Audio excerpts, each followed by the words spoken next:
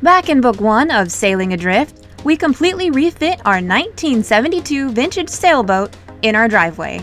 And then we splashed it into the Columbia River. And guess what? It floats. So now we're gonna move aboard and live our lives on the water. Over the last few weeks, we've been working away on our last big project of this refit.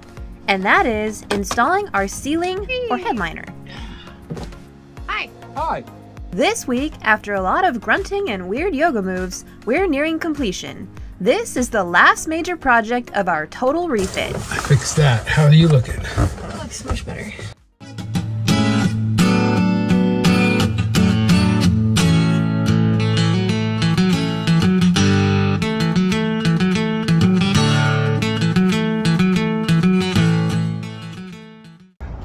I ran out of trim, so I got to run to the store, Lowe's, to get one more piece of this trim. It's not expensive, it's just kind of a pain in the butt to go get it. So hopefully, since this is our last major project, this also means our last trip to Lowe's for a while.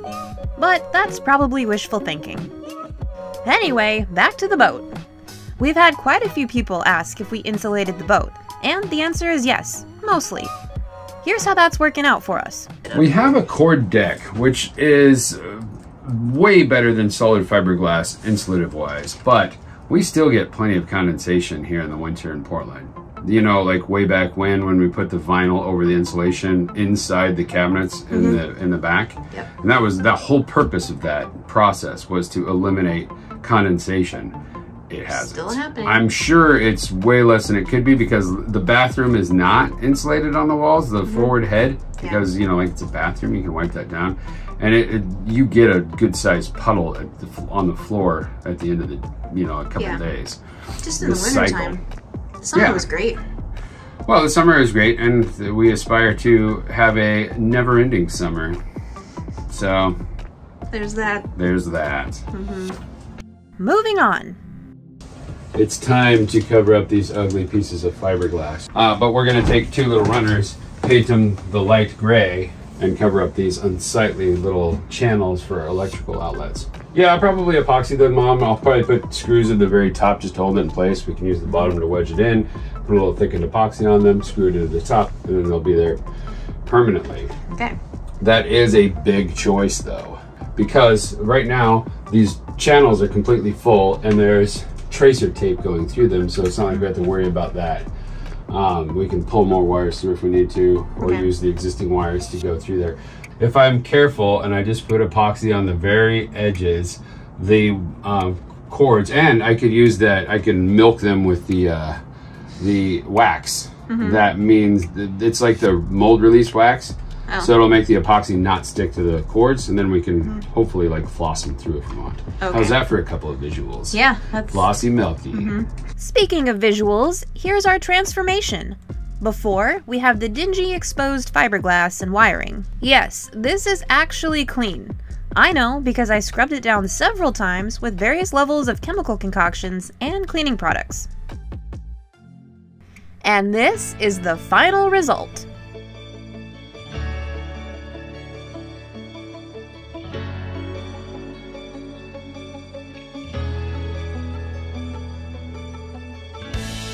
So the ceiling is done, and I am so glad we did it, even though it was a slightly drawn out, long, and an awkward process to say the least, much like anything we do, but it is done, and I am so psyched to have a ceiling now. It feels so much brighter and lighter, and just makes this space feel so much more finished and polished and done and complete.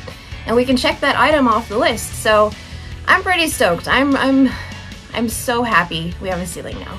And it doesn't end here in the pilot house. We actually have our ceiling complete in the aft cabin as well. Want to take a look? Let me refresh your memory on what the aft cabin ceiling looked like before. And here it is now, present day.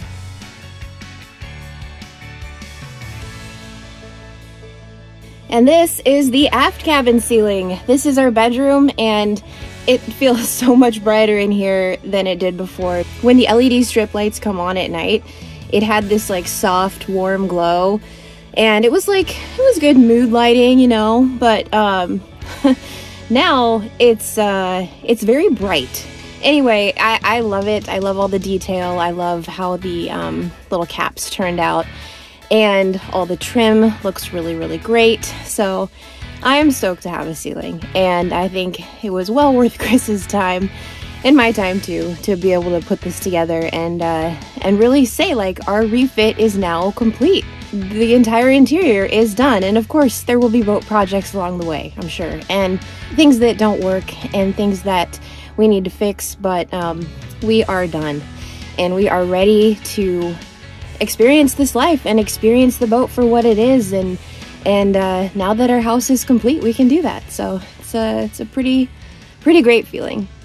Kelly, I call a meeting. A meeting? Of the crew of SV Drifter. That's me. You. We need a gavel. Hear ye, hear ye. I call to order this meeting of the crew of SV Drifter because we're finally gonna leave Portland. We don't get to like go that far right now because the weather on the coast is still uncooperative. Yes. But it could change any day. At a moment's notice. And we gotta be ready. We gotta be ready to go. Am I right, Kelly? Right. We're going to take a nice, slow, easy week to get from Portland to the mouth of the Columbia River. And for those of you who don't know, you know, like this is a big world. Not everybody knows the like geography of the state of Oregon. Yeah. There is quite a little distance. I mean, you start down here and you go like beep, and then you end up in Astoria, Oregon, right at the mouth of the Columbia River. If you were to go straight through, sailing or floating or motoring at about 6 knots, it would take you roughly 18 hours to get there. But are we in a hurry, Kelly? No. Sadly, we aren't. I wish we were in a hurry. I wish we had to get there now to catch our weather window, but it doesn't exist yet. Not yet. So we're gonna take our time. We're gonna be like anchoring in the river, and we're gonna be stopping at free public docks and things like that. So we're not gonna have access to a grocery store. So why don't we make a plan for the next, for the 7 days of food that we're gonna need. A meal prep plan. Yeah, it's like we're provisioning, but for lame-os who are only on a river, we've got to be really selective, pick a good window, and get our butts down there. And there's no way to learn how to open ocean sail without doing what, Kelly? Doing it. Yeah, open ocean sailing. So we're gonna go do that. And we might play just the tip by getting out there and maybe heading out for a day and then coming back in just to see what the open ocean's like, if there's an opportunity to do so. We'll call it just the mouth. Okay, just the mouth. Yeah. Anyway, back to dinner planning. Yeah. So we have 7 days, and we have several things here on the boat. Really what we're trying to generate here is what do we need to go shopping for. We're making an effort not to spend money. Okay. Yeah. While we're in the United States, paying for a slip, paying for all this stuff, we got to be really careful because every month we stay here in the US represents about the budget that you could live on in Mexico for at least 2 months, if not more, because there's no mortgage if you're anchoring and all that stuff. So we got to be really careful with our kitty because we want to stay out as long as possible with the money that we've scrimped and saved over the last few months. Anyway, let's get back to our budgeted meal planning. Please hold while we decide what we're gonna have along the way. Yeah.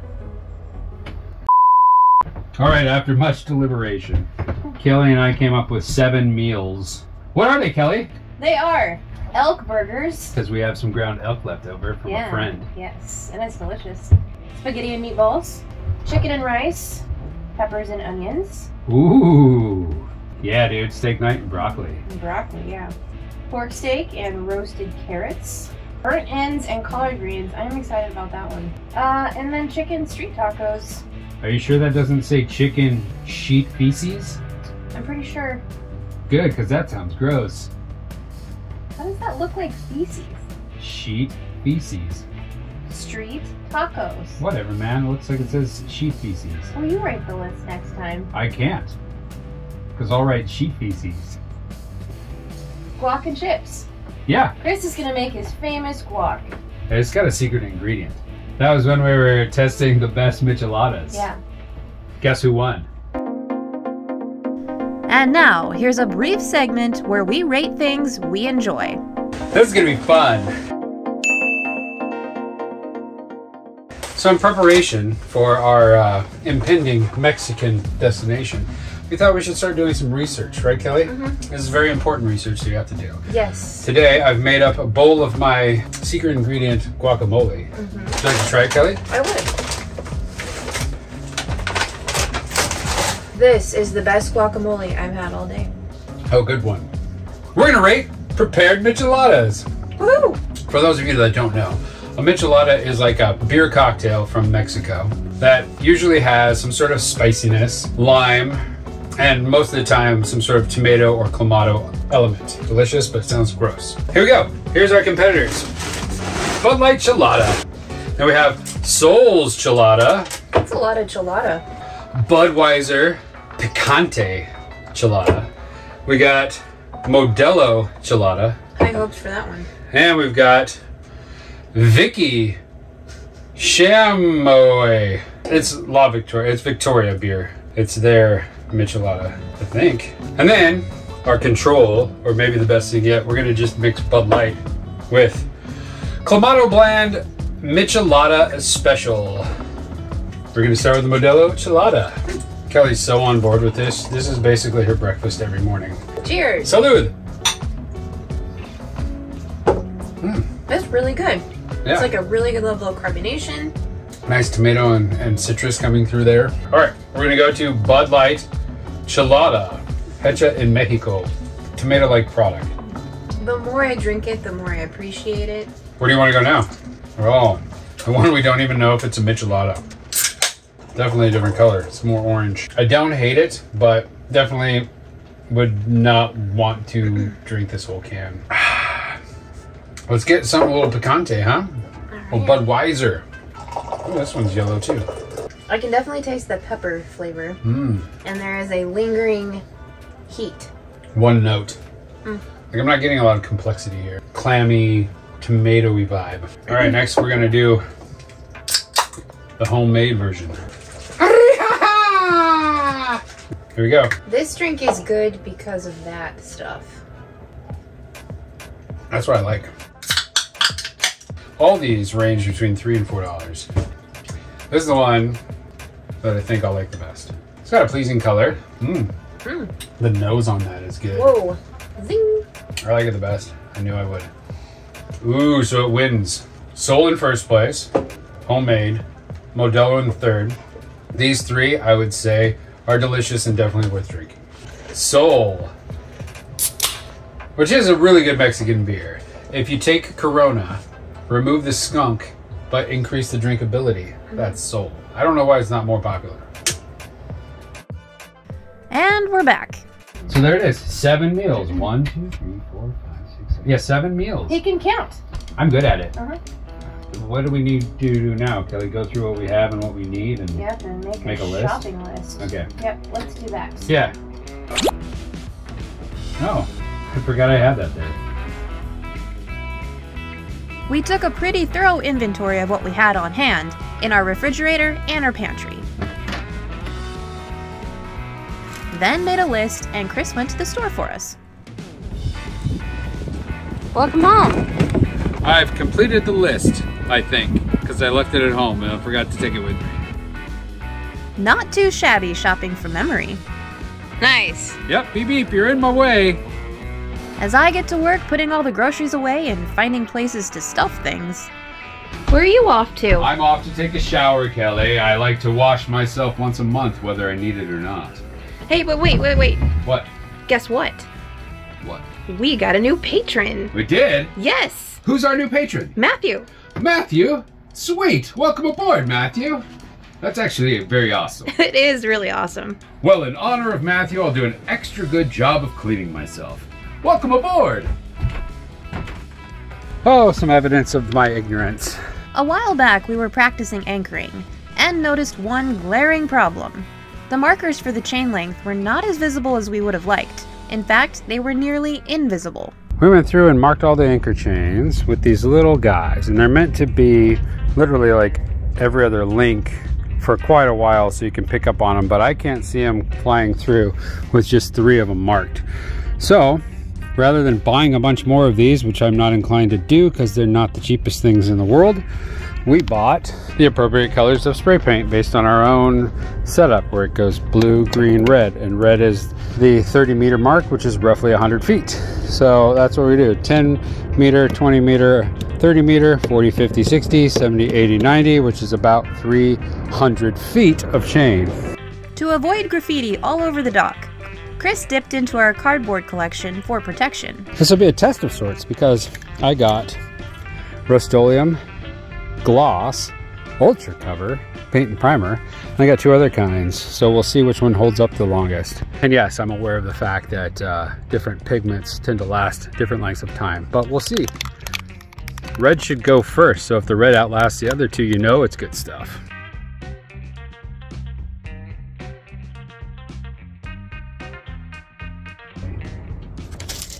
Okay, we'll let this dry, and that's why I love spray paint, man. This stuff dries fast. Roll it over, paint again.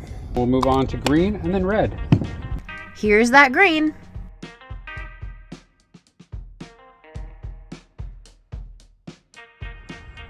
And there's the red. All 3 of these paints require 24 hours total dry time, so I'm going to try to get away with leaving them here on the edge of our finger and let them dry until tomorrow. It's not particularly warm either, so that's going to be a factor too, but it isn't supposed to rain, so that is good. Let them sit out for a day or so, and then we'll put them back in the chain locker. It's now the following day, and our paint is cured. Time to wind the chain back in its locker. Chris is using the remote for the windlass, so he's actually able to do this all by himself. Tonight's supposed to get pretty nasty, maybe even some snow. I did not expect to have to deal with this, but it's snowing. And I had turned the Starlink heating element off. I just turned it back on, we'll see what it does. But right now it's covered and not working well. It's been about an hour, let's see. Much better. I don't think it quite has the normal angle that would be useful, so I knocked the rest of the sludge off. Let's see if that gets the internet working, because it hasn't been for a while. Eventually, Chris was back online.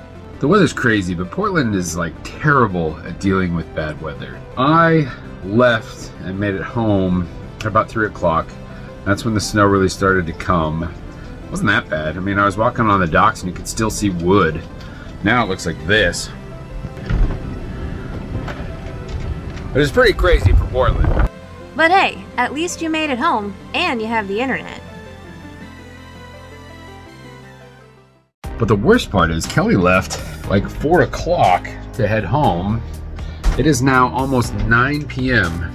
and she's not even halfway, and she hasn't moved in the last 2 hours. It's Wednesday, and I left work at 4 o'clock to try to beat the storm. It's now 8:52. I didn't beat the storm.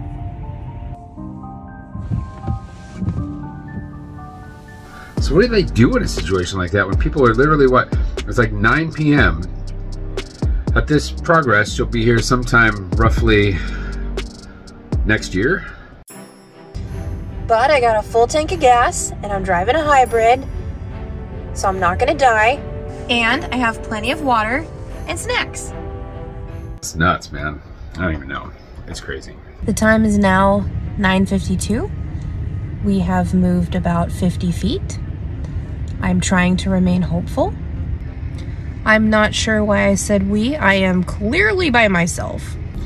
This is a lot of time to be alone with your thoughts. We're moving! False alarm, just kidding. We are still stuck.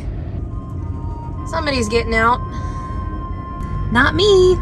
The time is 11:22. I definitely picked the wrong snacks. Meanwhile, back at the boat, I can only imagine how Chris was anxiously waiting my return.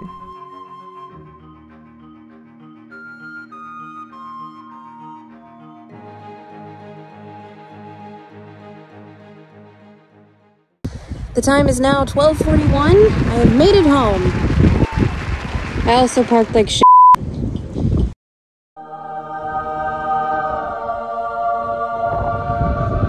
Home sweet home. Well, that's it for this week. Tune in next week to see us gouge the crap out of our boat. Tight? It's tight. We're going forward. Okay, I'm losing it. It's time, Kelly. We're filming. I'm filming right now. Yeah, look at your little hat. I like it. And just makes this... Apparently I have a bloody spot on my forehead, according to Kelly. Some stuff in my eyebrows, apparently. I hope you cut this part out, because I'm being a douche. Now, if you have never made a bed on a boat before, you're not allowed to judge me. Yeah, dude, this is the best I could do. Yes? Words? I can't talk. It's on film. I'm the cameraman. Okay. Oh, I lift things. That's what I do. Raspberry Pop-Tart's my favorite! Well, in honor of Matthew, I'll do an extra good job of cleaning my balls.